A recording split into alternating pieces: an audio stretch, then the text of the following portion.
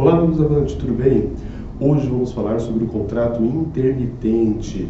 O contrato intermitente foi inserido na CLT pela reforma trabalhista, pela Lei 13.467 de 2017. Então, se você pegar a sua CLT atualizada, lá no artigo 443, parágrafo 3º, a CLT vai nos dizer hoje que o contrato de trabalho intermitente é aquele prestado pelo trabalhador onde há alternância entre períodos de prestação de serviço e inatividade. Então, assim, a primeira coisa que nós temos que saber é que o intermitente ele é um trabalhador empregado.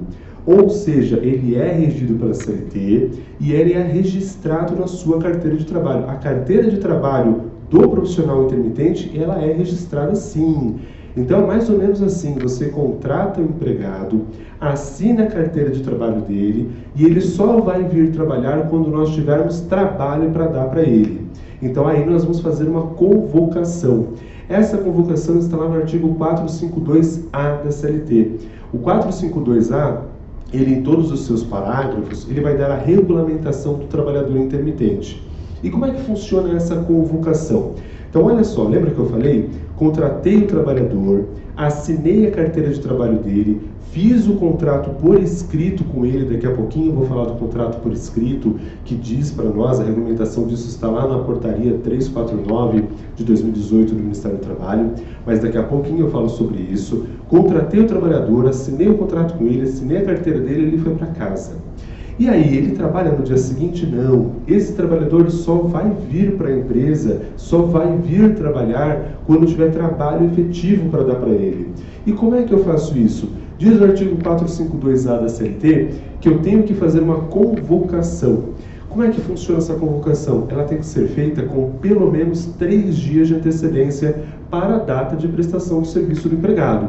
E lá eu vou dizer qual é essa jornada de trabalho dele, vou dizer onde ele vai trabalhar, vou dizer efetivamente o que ele vai fazer. Então, vamos a um exemplo. Dou ao empregado uma convocação na terça-feira para que ele venha trabalhar no sábado. E eu digo lá, empregado João, intermitente João, você vai vir trabalhar no sábado, das 8 às 17, perfazendo uma jornada de 8 horas. Você vai, sei lá, um exemplo, pegando aqui avante, você vai dar aula. Ele já está registrado como professor aqui comigo. Então, olha que legal. Quando ele recebe essa convocação, ele tem um dia para me responder. Então, se eu mandei a convocação na terça-feira, ele tem até a quarta-feira para me retornar. E a própria legislação fala que presume-se no silêncio a recusa para a prestação do serviço. Então, de repente, ele é um professor contratado pela Avante, ele é um intermitente para fazer um curso livre aqui conosco. Eu convoco ele na terça-feira e ele me responde assim: Rafael, no sábado eu não vou poder. Rafael, no sábado eu já tenho outro compromisso com outra instituição de ensino, então não vou poder ir. Ou simplesmente o professor João não responde nada, o professor não retorna nada. E aí como é que fica? Presume-se no silêncio a recusa para a prestação do serviço. Quando eu digo isso em aula, muita gente me pergunta: mas professor, ele pode se recusar? Isso não iria ferir a subordinação jurídica, que é um dos preceitos para a própria existência do contrato de trabalho? Não, meus amigos. Ele pode sim recusar a prestar o serviço e isso não vai ferir a subordinação jurídica. O trabalhador intermitente é possível, e isso é muito válido inclusive, que ele tenha inúmeros vínculos.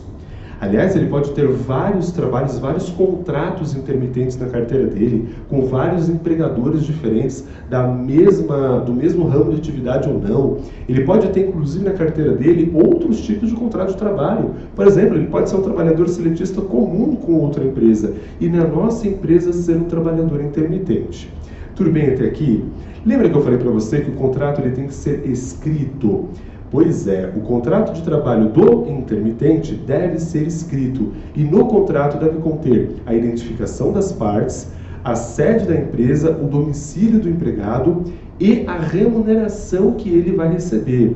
Essa remuneração ela pode ser em dia ou por hora, de repente ele é um funcionário diarista, vai receber por dia de trabalho, ou por hora, pode ser humorista. Olha só, para cada prestação de serviço dele, diz o parágrafo 6º do 452A da CLT, eu devo pagar para ele as seguintes verbas. Primeiro, eu vou pagar a remuneração devida naquele dia ou naquelas horas de trabalho. 2, eu vou pagar para ele férias proporcionais acrescidas de 1/3.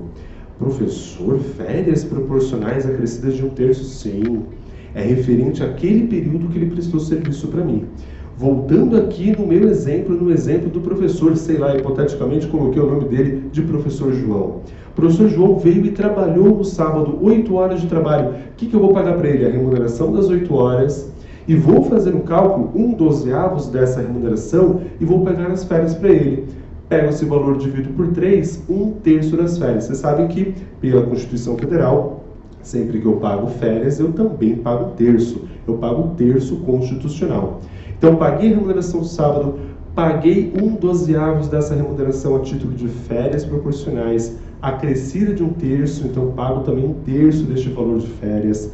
Pago também o 13º salário proporcional, igual eu expliquei agora com férias.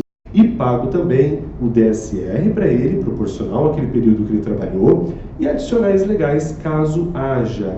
De repente ele trabalhou à noite, eu pago adicional noturno. De repente ele trabalhou além de 8 horas, eu vou pagar para ele também horas extras, ele ficou um pouco a mais. De repente ele trabalhou num local insalubre ou periculoso e eu pago tais adicionais para ele também. Então, olha que diferente. Para o trabalhador intermitente, no recibo dele para cada prestação de serviço, eu vou colocar todas essas verbas. Vamos recapitular? A remuneração que é devida para ele naquele período de prestação de serviço. Vou pagar também férias proporcionais acrescidas de 1/3, 13º salário proporcional, DSR, o descanso semanal remunerado, e também vou pagar adicionais legais, caso haja.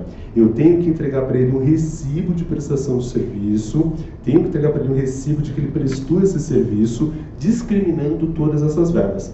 É simples, né? Eu vou entregar para ele um olerite, e no olerite vai constar todas essas verbas, essas 5 verbas, se é que ele vai ter direito também ao adicional. Se não, só as 4 que eu comentei primeiramente. Meus amigos, para fechar essa conversa, é importante saber mais algumas informações. Primeira informação. Mas, professor, até quando eu tenho que pagar esse empregado? A lei nos diz que nós temos até o 5º dia útil do mês seguinte para efetuar o pagamento dele. Essa regra é a própria regra que já existia na CLT, o 459 da CLT. O mês eu devo quitar com o empregado até o 5º dia útil do mês seguinte. Outra coisa importante, os períodos de inatividade, ou seja, quando ele não está trabalhando para o empregador, esses períodos não são computados como tempo de trabalho. Então, o período de inatividade não é computado como tempo de trabalho. Mais uma informação. Sobre aqueles valores que ele está recebendo durante o mês, eu recolho todos os encargos normalmente. Recolho INSS conforme a tabela da Previdência, recolho o fundo de garantia, então recolho lá 8% sobre aquela remuneração que for incidente do fundo de garantia, e recolho o imposto de renda caso haja retenção do imposto de renda no pagamento dele. Tudo bem? Legal? Bacana? Para finalizar, última informação. A portaria 349 de 2018, do ano passado, 2018, feita pelo Ministério do Trabalho, ela nos diz que quando há a rescisão do trabalhador intermitente, ele vai receber o aviso prévio calculado na média dos meses que ele trabalhou para a empresa, levando em consideração os últimos 12 meses. Então, como é que eu faço isso? Faço uma média da remuneração que ele recebeu. Para fazer essa média, eu só vou levar em consideração os meses em que houve remuneração. De repente, ele prestou serviço, por exemplo, nos meses de janeiro, fevereiro, março não, abril não e maio. Ou seja, recebeu remuneração em 3 meses. Eu faço uma média desses 3 meses. E eu só levo em consideração os últimos 12. Então, se de repente ele já está na minha empresa lá 2 ou 3 anos, eu pego apenas os últimos 12 meses, vejo os meses que ele teve remuneração e faço para ele o pagamento do aviso prévio. Tudo bem? Aliás, a lei fala aviso prévio e as demais verbas rescisórias. Mas se você for pensar comigo, férias proporcionais e 13º salário proporcional, ele já vai ir recebendo conforme ele vai trabalhando também. Joia? Tudo bem? Legal? Muitos assuntos trabalhistas e muitos assuntos de departamento pessoal, muitos cálculos, inclusive, nós tratamos no curso de formação em analista de departamento pessoal. Entra no site da Avante RH, dá uma olhada no conteúdo programático e a gente se vê aqui na Avante. Até mais, tchau, tchau.